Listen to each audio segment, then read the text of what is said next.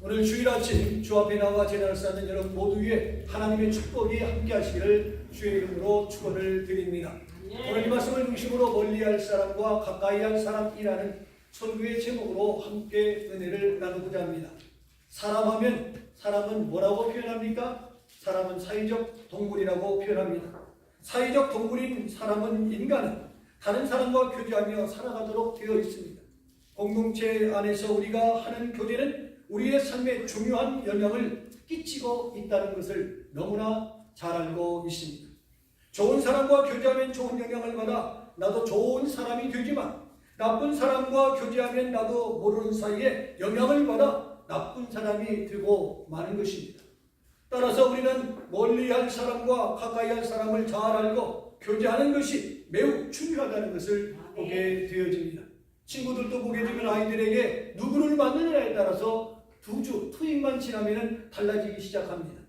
사람이 습관을 갖고 그 습관을 내 몸에 받아들이는 것이 며칠 걸립니까? 모르셔요? 21일 걸립니다. 3주. 보통 사람들은 3주를 습관을 키우기가 어렵습니다. 자칫 3일이라고 하죠. 여러분이 새로운 습관을 받아들이고 그것을 내 것으로 만들기 위해서는 몇 주요? 3주 21일이 걸립니다. 원수를 사랑하라. 원수가 주니거든 먹이라. 오리를 가려거든 심리를 가라. 주님의 교훈입니다. 그런가 하면 화 있을진저 회칠한 무덤이여 독사의 자식들아 추상 같은 책망과 질책도 서슴지 않으셨습니다. 바울도 눈의 관용과 사랑을 교훈했지만 오늘 본문에서 경고에는 뭐라고 했습니까? 거침없이 그들에게서 떠나라고 경고하고 있음을 보게 되어집니다. 기독교 생활 윤리의 근간은 사랑과 용서, 관용과 유연성입니다. 그러나 죄와 타협하고 불의를 묵인하고 용서하는 것은 기독교 윤리에 어긋나는 것입니다. 그렇기 때문에 용납할 수 있는 것과 없는 것, 가까이 할 사람과 안 될 것, 취해야 할 것과 취해서는 안 될 것, 모방해야 할 것과 모방해서는 안 될 것이 분명하게 명명백백하게 되어져야 한다는 것입니다. 오늘 본문 속에서 멀리할 사람이 누구며 떠나야 할 사람이 어떤 사람인가를 밝히면서 반대로 가까이 할 사람은 어떤 사람인가를 생각하게 하는 것입니다. 그래서 우리의 삶의 교통정리가 잘 되어져서 우리의 삶이 어제보다 오늘보다 내일 더 행복한 우리의 모든 삶이 되기를 간절히 희망합니다. 첫째로 멀리할 사람입니다. 본문 17, 18절에 보면요, 떠나야 할 사람이 어떤 사람인가를 밝히고 있습니다.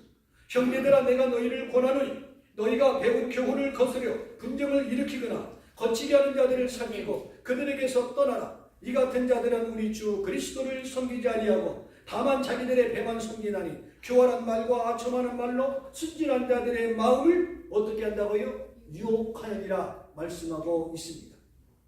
첫째로 멀리할 사람은 교훈을 거스리는 사람입니다. 교훈을 거스린다는 말씀은 다음과 같은 뜻을 가지고 있습니다.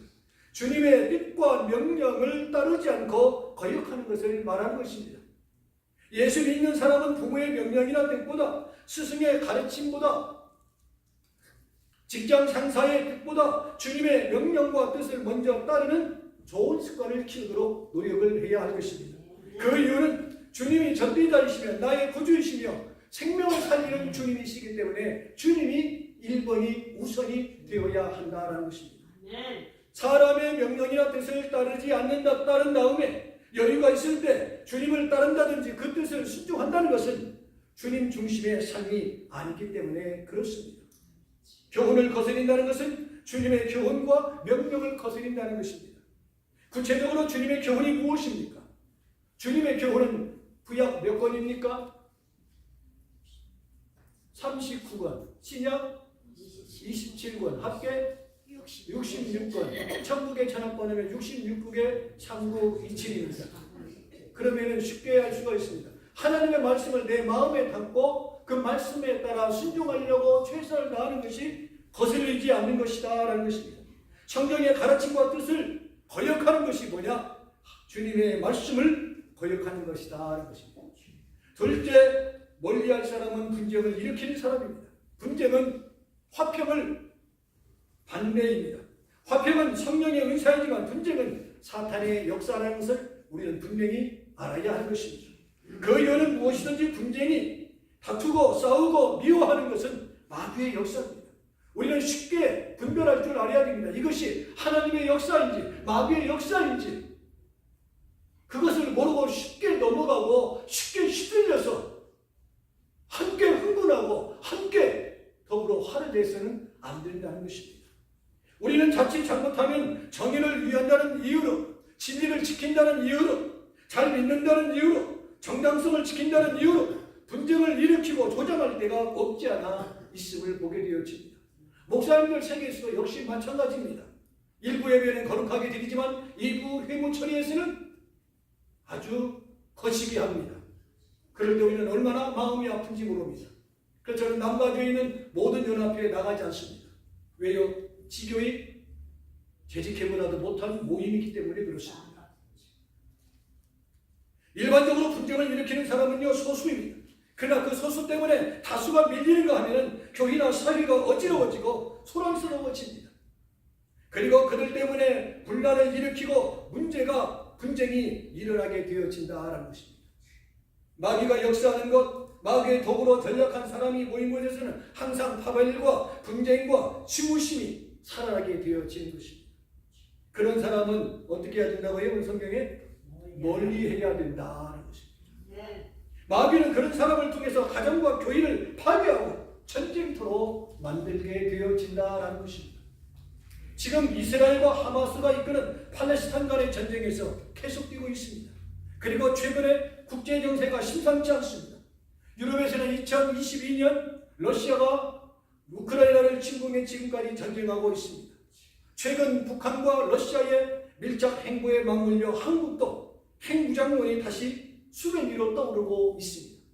어제는 트럼프 후보가 총격을 당해 귀를 관통하게 되었습니다.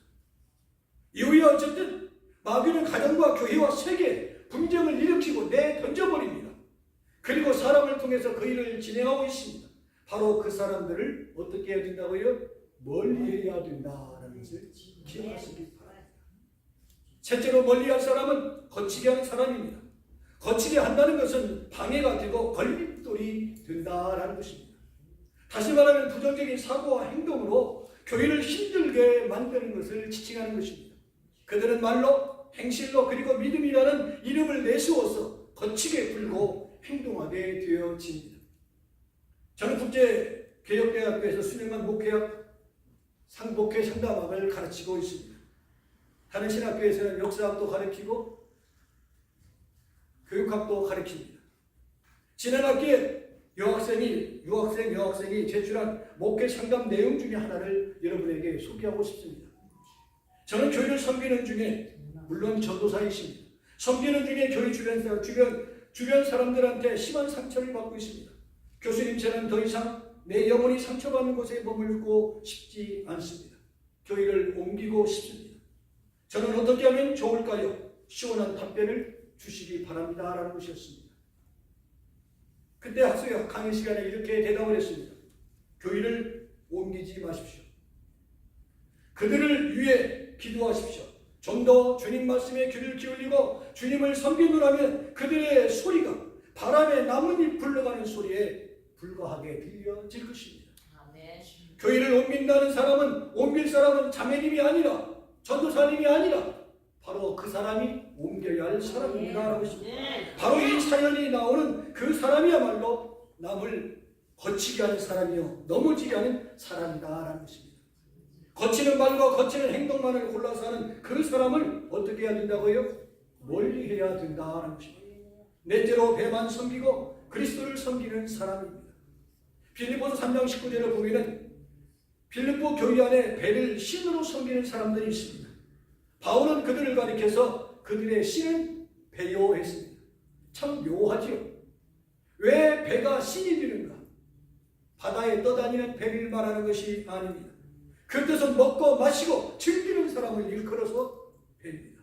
무엇을 먹을까 무엇을 마실까 늘 생각하는, 자기 배만 채우면 최고인 사람. 다시 말하면 황금 만능주의, 배금주의, 물량주의자를 의미하고 있다라는 말입니다. 우리 시대는 어떻습니까? 돈이 생기고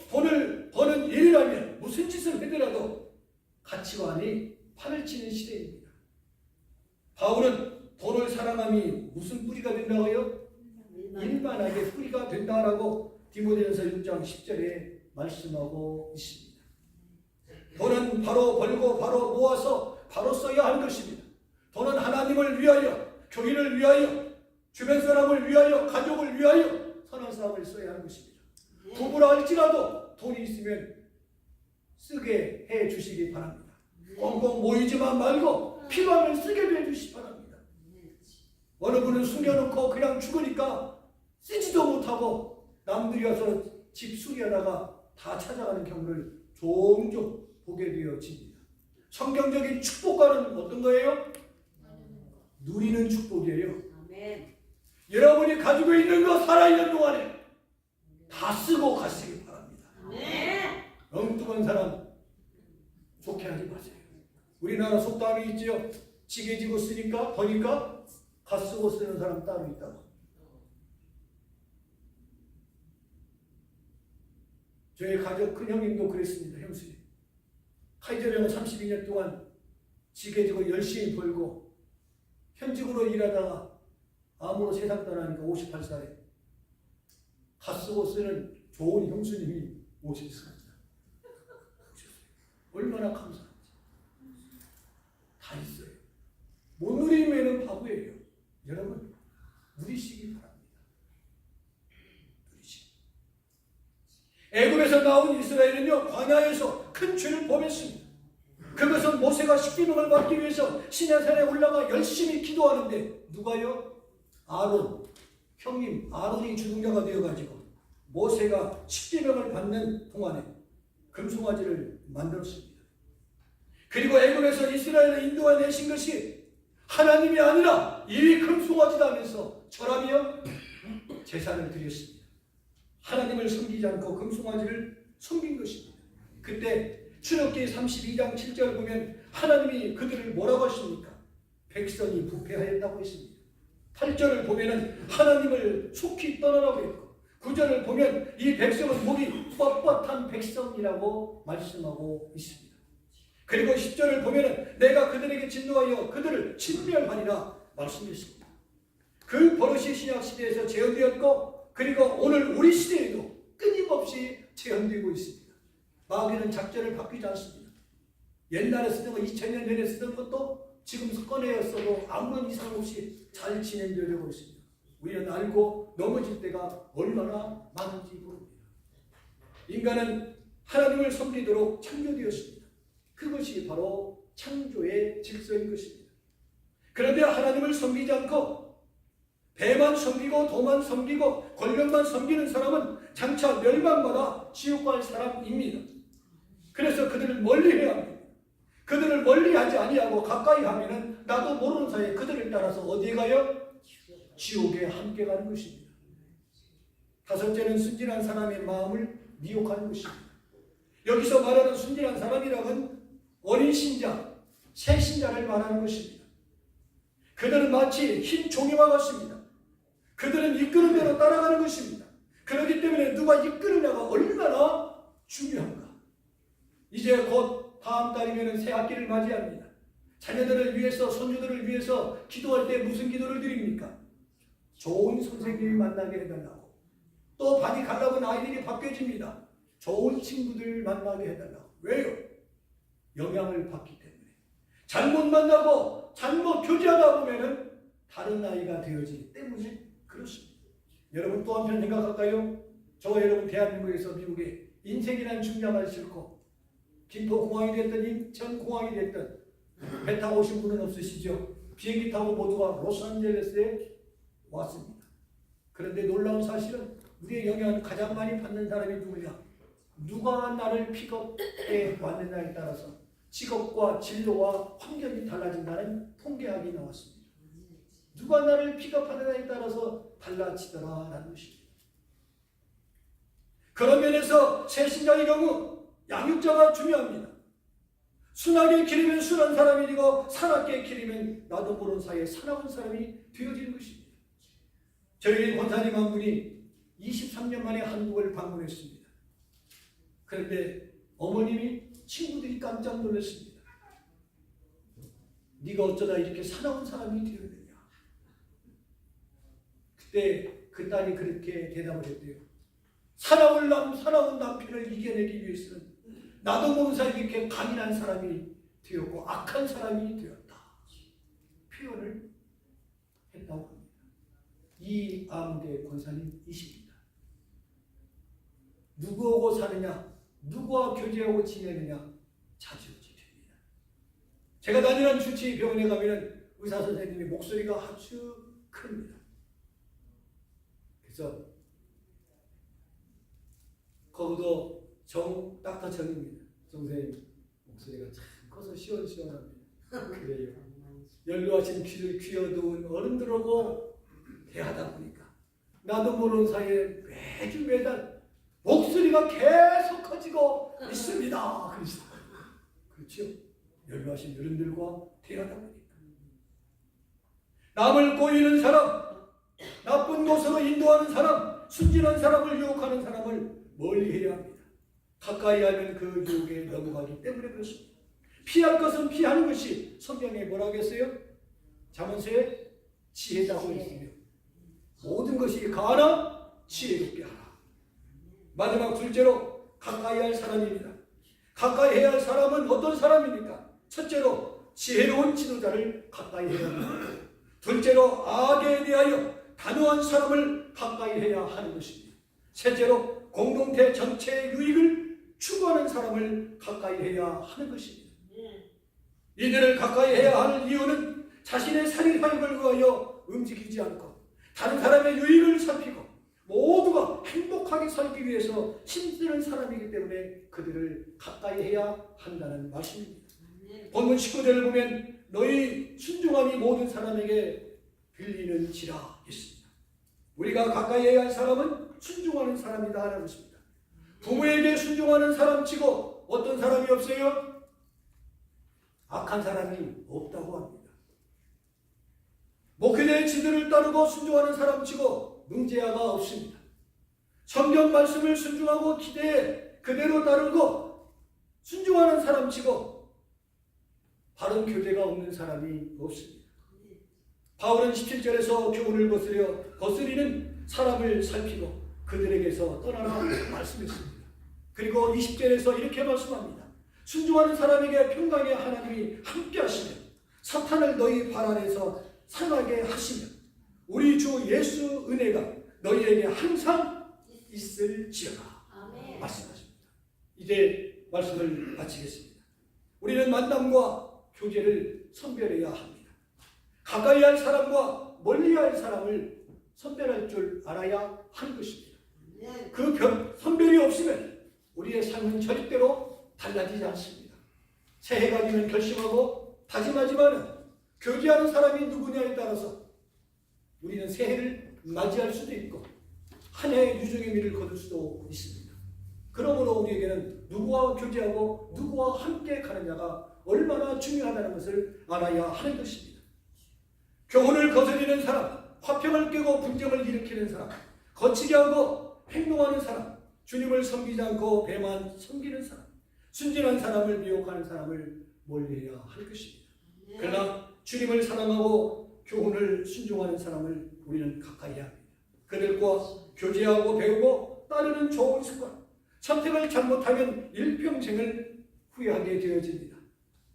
피아노 한 대를 살 때 뭐라고 선전합니까? 한 번의 선택이 평생을 좌우합니다. 왜요? 피아노는 100년을 넘게 가질 수 있기 때문에 그렇습니다. 선택을 잘하면 일평생 행복하게 됩니다. 나의 탁월한 선택을 감사해야 합니다. 그리고 내가 가까이 하고 싶은 사람이 되어야 합니다. 내 주변에 좋은 사람을 많이 두는 것도 중요하지만 내가 주변 사람들에게 좋은 사람이 되어지는 것은 더더욱 중요하다는 것입니다. 그러므로 하나님께 지혜를 구하고 좋은 사람을 가까이 하고 신실하고 바른 신앙을 가지고 가까이 하기에 힘쓰는 저와 여러분이 되기를 축복합니다. 또한 내가 그런 사람이 되도록 늘 노력하고 분발하는 저와 여러분이 되시기를 주님의 이름으로 축원을 드립니다.